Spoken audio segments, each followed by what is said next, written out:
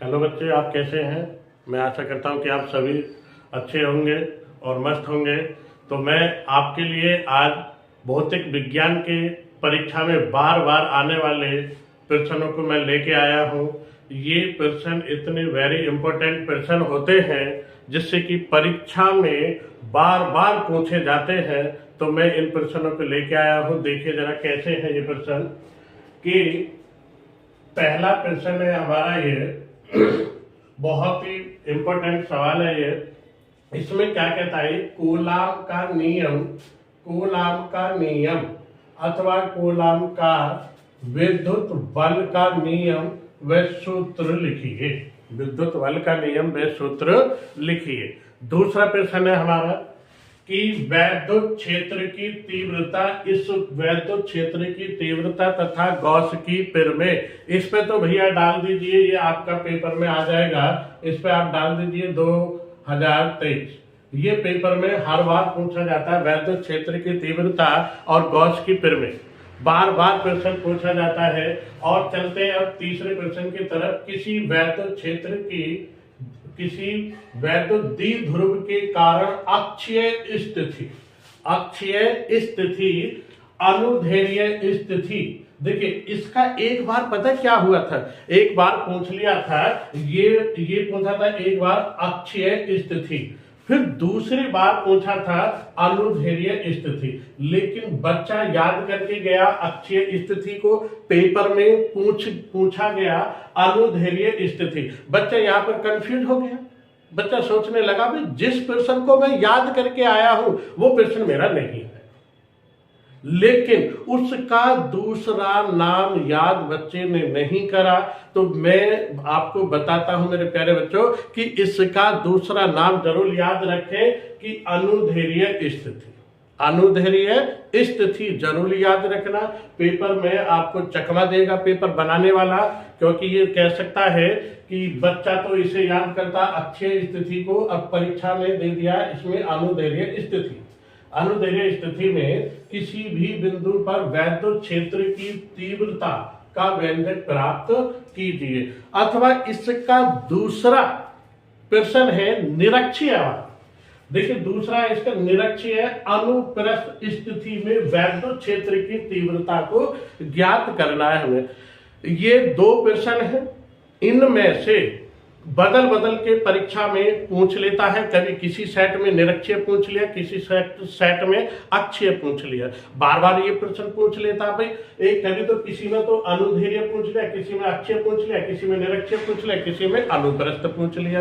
बार बार ये प्रश्न हमसे पूछता रहता है। मतलब ये बस इनमें थोड़ा सा डिफरेंस है, थोड़ा सा डिफरेंस है।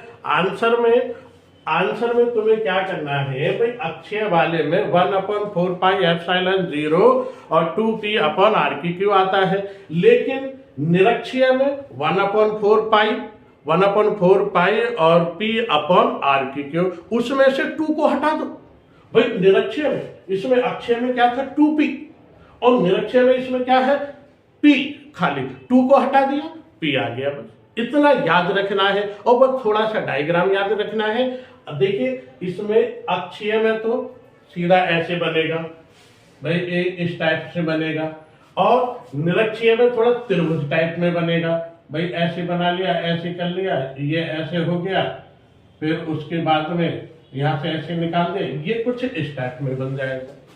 ठीक है, इतना ध्यान रखना। फिर उसके बाद में एक सवाल है ये, वैद्युत क्षेत्र ई वेक्टर। एक वेक्टर से सवाल 100% आना है, वेक्टर से सवाल भाई 100% आना है। तो देखिए ये क्या कह रहा है, E vector equal 14i cap plus 3j cap minus के 5 कैप वोल्ट मीटर। ये क्या है तुम्हारा वोल्ट मीटर। ये बेटा वोल्ट मीटर है ये, इसे आप हम ऐसे भी आ सकता पेपर में वोल्ट प्रति मीटर। वोल्ट प्रति मीटर में स्थित क्षेत्रफल कितना है, A vector equal 4j cap metre square. कभी कभी क्या होता है, मैं आपको बता दूं क्या होता है। तो कि क्या होगा कि कभी कभी ये ऐसे भी पूछ लेगा, ए वेक्टर इक्वल कि कितना 3i cap plus 4j cap minus के k कैप, ऐसे भी पूछ सकता है। भाई इसने एक पार्ट दे दिए, दो ना दिए हम, तो दोनों जब ना दिए तो 3i कैप प्लस के 4j कैप माइनस के k कैप। इस ऐसे भी पूछ सकता है, लेकिन करने का तरीका एक ही रहेगा, करने का तरीका एक ही रहेगा, इसके दूसरे सदिश दे या ना दे, करने का तरीका एक ही रहेगा। से गुजरने वाले संपूर्ण वैद्युत फलक्स का मान ज्ञात कीजिए। अगला सवाल है पीएन संधि डायोड डाल दीजिए 2023। पीएन संधि डायोड ये कितना हो जाए, पीएन संधि डायोड तो हर बार पूछते पीएन संधि डायोड। और एक बात हो गया, तो बच्चों इस बात का ध्यान रखना, जैसे पीएन संधि डायोड को अर्ध तरंग दृष्टकारी के रूप में कैसे प्रयुक्त किया जाता है, सरल परिपथ बनाकर इसकी कार्य विधि को समझाइए। बच्चे ने पीएन संधि याद कर ली और पेपर में क्या हुआ पता क्या हुआ, पेपर में पूछ लिया, क्या पूछ लिया भैया, पेपर में पूछ लिया एक पीएन की जगह एनपी संधि, पेपर में पूछ लिया फिर एनपी संधि। अब बच्चा कंफ्यूज हो गया। तो आपको क्या करना है मेरे प्यारे बच्चों, कि क्या करना है कि पीएन संधि डायोड तो है, पीएन संधि डायोड आपके याद है, लेकिन एनपी संधि डायोड याद नहीं है, तो आप हेडिंग एनपी की डालेंगे, हेडिंग डालेंगे जो पेपर में पूछा गया। और याद आपका पीएन संधि है तो पीएन संधि ही लिख दीजिए। पेपर में तो एनपी पूछा और आपको पीएन संधि याद है, तो आप पीएन संधि के स्थान पर एनपी संधि भी आप कर सकते हैं।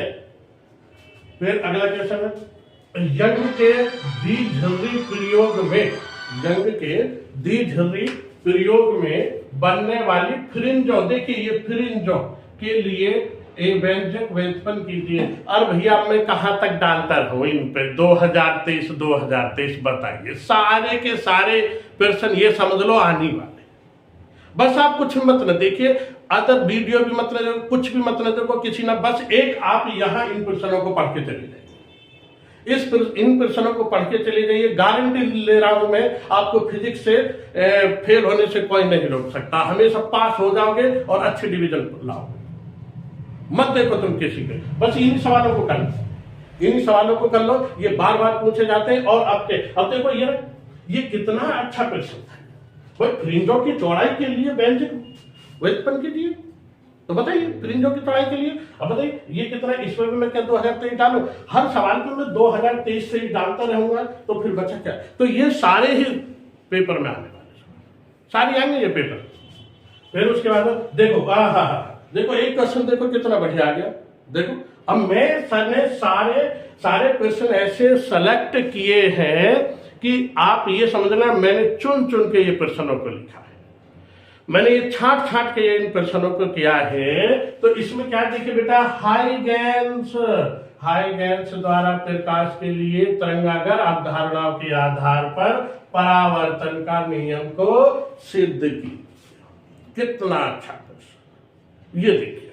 अगला देखिए अगला इससे भी बढ़िया है, वैद्युत परिपथ के लिए किरचॉफ, बार बार पूछे जाने वाला प्रश्न किरचॉफ। एक बात कहो, एनसीईआरटी में यहां पर किरचॉफ के स्थान पर किरखॉफ लिखा हुआ है, ध्यान रखना, किरखॉफ, इसका दूसरा नाम है किरचॉफ का, किरचॉफ का दूसरा नाम है किरखॉफ। मैंने पढ़ा था एनसीईआरटी में, तो वहां एक बार परीक्षा में ऐसे पूछ लिया कि बच्चे कह लगे सर ये तो यहाँ तो किरखॉफ है, हमने तो किरचॉफ पढ़ा था, लेकिन नहीं बेटा ये एक ही है, इसका एनसीईआरटी में किरखॉफ नाम है के नियम और उसकी व्याख्या कीजिए। और देखिए एक अगला सवाल और है इसमें, ट्रांसफार्म का सिद्धांत क्या है, ट्रांसफार्म का सिद्धांत क्या है, इसकी कार्य विधि समझाइए और इसको चित्र सहित इसकी व्याख्या कीजिए। ये थे मेरे प्यारे बच्चों ये कुछ हमारे महत्वपूर्ण परीक्षा की दृष्टि के लिए जो बार बार आते हैं, ये हमारे फिजिक्स के प्रश्न थे। और इसके बाद मैं ऐसे ही प्रश्न आपको लाता रहूंगा और ये आप इन प्रश्नों को करिए। और जितने भी आपके यार हैं, दोस्त हैं, आपके ग्रुप है, ग्रुप में शेयर कर दीजिए। और उसके बाद में सारे सवालों को करना है, अपने दोस्तों को बताना है, अपने ग्रुप में भेजना है। और आप अपने शेयर करें, लाइक करें, सब्सक्राइब करें। Thank you.